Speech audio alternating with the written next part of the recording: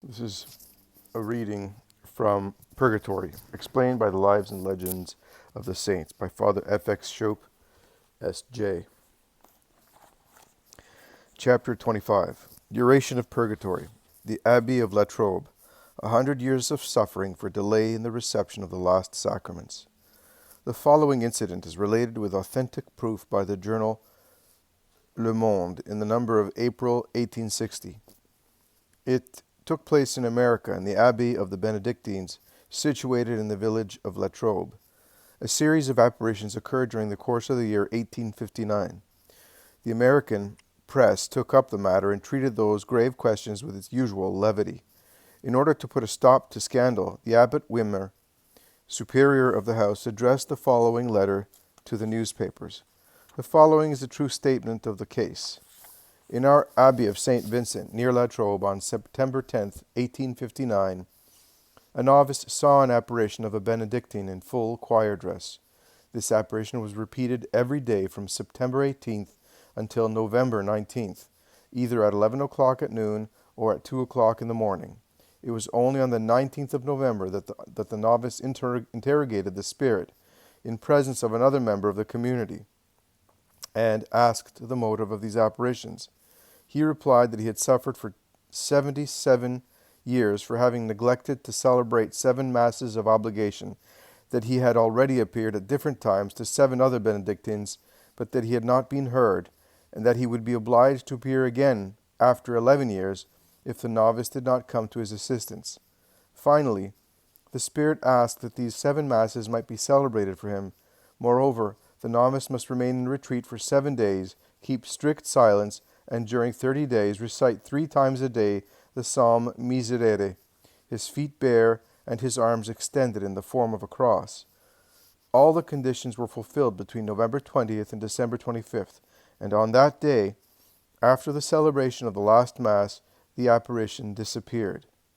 During that period, the spirit showed itself several times, exhorting the novice in the most urgent manner to pray for the souls in purgatory, for, said he, they suffer frightfully and are extremely grateful to those who cooperate in their deliverance. He added, sad to relate, that of the 5 priests who had died in our abbey, not one had yet entered heaven. All were suffering in purgatory. I do not draw any conclusion, but this is correct. This account, signed by the hand of the abbot, is an incontestable historical document. As regards the conclusion which the venerable prelate leaves us to draw, it is evident. Seeing that a religious is condemned to purgatory for 77 years, let it suffice for us to learn the necessity of reflecting on the duration of future punishment, as well for priests and religious as for the ordinary faithful living in the midst of the corruption of the world.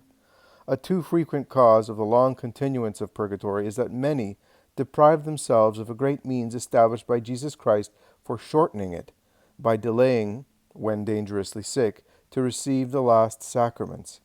These sacraments, destined to prepare souls for their last journey, to purify them from the remains of sin, and to spare them the pains of the other life, require, in order to produce their effects, that the sick person receive them with the requisite dispositions. Now, the longer they are deferred, and the faculties of the sick person allowed to become weak, the more defective do those dispositions become. What do I say? Very often it happens in consequence of this imprudent delay that the sick person dies, deprived of this absolutely necessary help. The result is that if the deceased is not damned, he is plunged into the deepest abysses of purgatory, loaded with all the weight of his debts. Michael Alex, footnote 1, Ohort, Past, Tract, Chapter 6, cf. Rossignoli Merveille 86. Michael Alex speaks of an ecclesiastic who, instead of promptly receiving the extreme unction, nowadays known as the sacrament of the sick, and therein giving a good example to the faithful, was guilty of negligence in this respect, and was punished by 100 years of purgatory. Knowing that he was seriously ill and in danger of death, this poor priest should have made known his condition, and immediately had recourse to the succors which the Mother Church reserves for her children in that supreme hour. He omitted to do so, and, whether through an ill illusion common among sick people, he would not declare the gravity of his situation, or whether he was under the influence of that fatal prejudice which causes weak Christians to defer the reception of the last sacraments, he neither asked for nor thought of receiving them. But we know how death comes by stealth. The unfortunate man deferred so long that he died without having had the time to receive either the viaticum or extreme unction. Now God was pleased to make use of this circumstance to give a great warning to others. The deceased himself came to make known to a brother ecclesiastic that he was condemned to purgatory for 100 years. I am thus punished, he said, for delaying to receive the grace of the last purification. Had I received the sacraments as I ought to have done, I should have escaped death through the virtue of extreme unction, and I should have had time to do penance. Chapter 26. Duration of Purgatory. Venerable Catherine Paluzzi and Sister Bernardine, Brother Finetti and Rudolfini, St. Peter Claver, and 2 poor women. Let us cite some other examples which will serve to convince us still more of the long duration of the sufferings of purgatory. We shall see therein that divine justice is relatively severe towards souls called to perfection, and who have received much grace. Does not Jesus Christ say in the Gospel, "Unto whom much is given, of him much shall be required, and to whom they have committed much, of him they will demand the more"? Luke chapter 12, verse 48. We read in the life of Venerable Catherine Paluzzi that a holy religious who died in her arms was not admitted to eternal beatitude until after she had passed an entire year in purgatory. Catherine Paluzzi led a holy life in the Diocese of Nepi, in Italy, where she founded a convent of Dominicans. There lived with her a religious named Bernardine, who was far advanced in the ways of spiritual life. These two saints emulated each other in fervor and helped each other to progress more and more in the perfection to which God called them. The biographer of Venerable Catherine compares them to 2 live coals that communicate heat to each other, and again to 2 harps tuned to harmonize together in one perpetual hymn of love to the greater glory of God. Bernardine died. A painful malady which she bore with Christian patience carried her to the grave. When about to expire, she told Catherine that she would not forget her before God, and, if God so permitted, she would return to converse with her on spiritual matters, as would contribute to her sanctification. Catherine prayed much for the soul of her friend, and at the same time besought God to allow her to appear to her. An entire year elapsed, and the deceased did not return. Finally, on the anniversary of the death of Bernardine, Catherine, being in prayer, saw a pit from whence issued volumes of smoke and flames. Then she perceived coming out of the pit a form surrounded by dark clouds. By degrees these vapors were dispersed, and the apparition became radiant with an extraordinary brilliancy. In this glorious personage, Catherine recognized Bernardine, and ran towards her. "Is it you, my dearest sister?" said she. "But whence do you come? What signifies this pit, this fiery smoke? Does your purgatory end only today?" "You are right," replied the soul. "For a year I have been detained in that place of expiation, and today, for the first time, shall I enter heaven. As regards yourself, persevere in your holy exercises, continue to be charitable and merciful, and you will obtain mercy."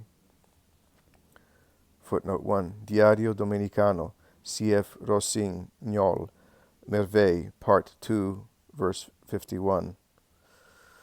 The following incident belongs to the history of the Society of Jesus. Two scholastics, or young religious of that institute, Brothers Finetti and Rudolfini, pursued their studies at the Roman College towards the end of the 16th century. Both were models of piety and regularity. Both also received a warning from heaven, which they disclosed, according to the rule, to their spiritual director. God made known to them their approaching death and the suffering that awaited them in purgatory. One was to remain there for 2 years, the other 4. They died, in fact, one after the other. Their brethren in religion immediately offered the most fervent prayers and all kinds of penances for the repose of their souls. They knew that if the sanctity of God imposes long expiations upon his elect, they may be abridged and entirely remitted by the suffrages of the living.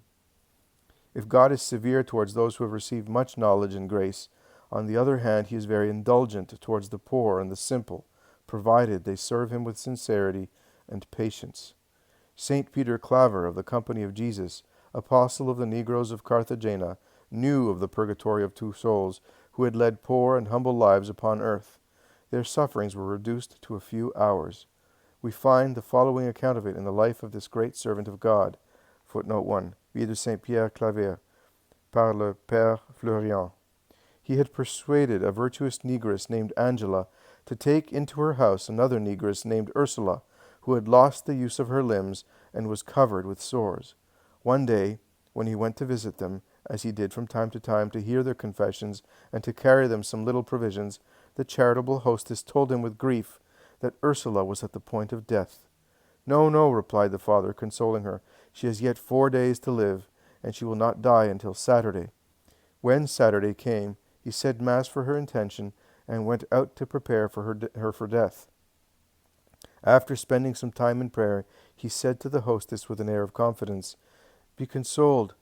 God loves Ursula. She will die today, but she will be only 3 hours in purgatory. Let her remember me when she shall be with God, that she may pray for me and for the one who, until now, had been a mother to her."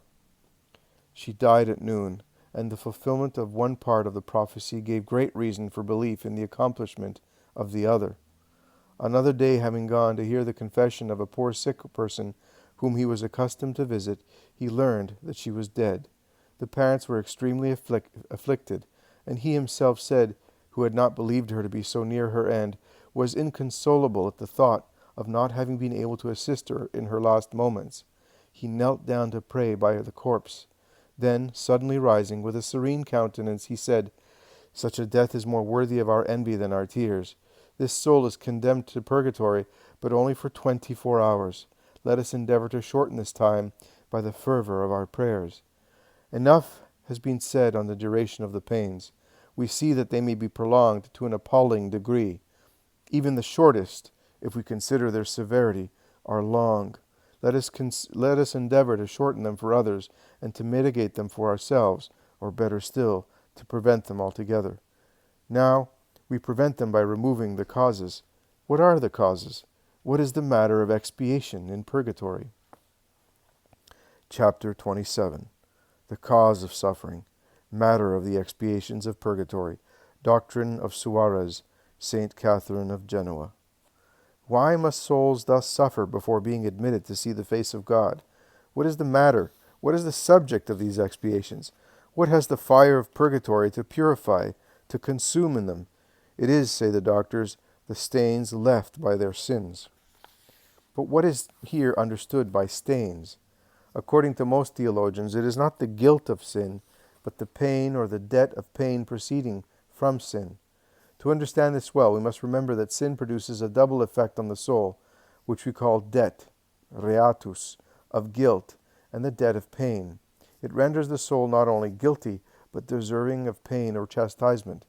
Now, after the guilt is pardoned, it generally happens that the pain remains to be undergone, either entirely or in part, and this must be endured either in the present life or in the life to come. The souls in purgatory retain not the slightest stain of guilt. The venial guilt which they had at the moment of their death has disappeared in the order of pure charity, with which they are inflamed in the other life, but they still bear the debt of suffering which they had not discharged before death. This debt proceeds from all the faults committed during their life, especially from mortal sins, remitted as to the guilt, but which they have neglected to expiate by worthy fruits of exterior penance. Such is the common teaching of theologians, which Suarez sums up in his treatise on the sacrament of penance, volume 19, De Penitentiae, Disputations, chapter 11, section 4. We conclude then, he says, that all venial sins with which a just man dies are remitted as to the guilt at the moment when the soul is separated from the body, by virtue of an act of love of God, and the perfect contrition which it then excites over all its past faults. In fact, the soul at this moment knows its condition perfectly, and the sins of which it has been guilty before God. At the same time, it is mistress of its faculties to be able to act. On the other hand, On the part of God, the most efficacious helps are given to her, that she may, according to the measure of sanctifying grace which she possesses, that she may act according to the measure of sanctifying grace which she possesses. It follows, then, that in this perfect disposition, the soul acts without the least hesitation. It turns directly towards its God, and finds itself freed from all its venial sins by an act of sovereign loathing of sin. This universal and efficacious act suffices for the remission of their guilt. All stain of guilt has then disappeared, but the pain remains to be endured, in all its rigor and long duration, at least for those souls that are not assisted by the living. They cannot obtain the least relief for themselves, because the time of merit has passed. They can no longer merit, they can but suffer, and in that way pay to the terrible justice of God all that they owe, even to the last farthing. Usque novissimum quadrantem. Footnote 1. Matthew 5, verse 26. These debts of pain are the remains of sin, and a kind of stain which intercepts the vision of God, and places an obstacle to the union of the soul with its last end. Since the souls in purgatory are freed from the guilt of sin, writes St. Catherine of Genoa, Traité du Purgatoire, chapter 3, there is no other barrier between them and their union with God, save the remains of sin, from which they must be purified. This hindrance, which they feel within them, causes them to suffer the torments of the damned, of which I have spoken elsewhere, and retards the moment when the instinct by which they are drawn towards God, as to their sovereign beatitude, will attain its full perfection. They see clearly how serious before God is even the slightest obstacle raised by the remains of sin, and that it is by necessity of justice that he delays the full gratification of their desire of everlasting bliss. This sight enkindles within them a burning flame, like that of hell, yet without the guilt of sin.